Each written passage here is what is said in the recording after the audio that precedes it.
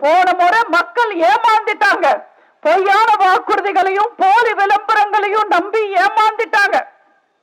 இந்த முறை ஏமாறுவாங்களா? குமாரபாளையம் மக்கள் ஏமாற மாட்டீங்க. ஆனா மொத்த தமிழ்நாடு இந்த முறை ஏமாற தயாரா இல்ல. திமுக என்ன விளம்பரம் கொடுத்தாலும் என்ன வாக்குறுதி கொடுத்தாலும் அவங்க நம்ப மாட்டாங்க. போன முறை அவங்க அப்பாவி தமிழ் பெண்களை ஏமாத்தி ஆட்சிக்கு வந்தாங்க. எல்லா பெண்களுக்கும் மாசம் மாசம் 1000 ரூபாய் கொடுப்போன்னு ஏமாத்தி ஆட்சிக்கு வந்தாங்க. ஸ்டாலின் ஆட்சிக்கு வந்த உடனே உங்க எல்லாருக்கும் 1000 ரூபாய் கொடுத்தாரா? 28 மாசம் கழிச்சு கொடுத்தாரு. எதுக்கு கொடுத்தாரு? உங்க மேல அக்கறையில கொடுத்தாரா?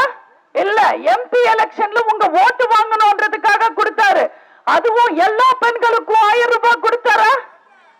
தகுதியானவங்களுக்கு மட்டுமே 1000 ரூபான்னு சொன்னாரு. தெரியாமதான் கேக்குற. அடுத்தவன் பொண்டாட்டிக்கு தகுதி இருக்கு இல்லன்னு சொல்றதுக்கு ஸ்டாலின் யாரு?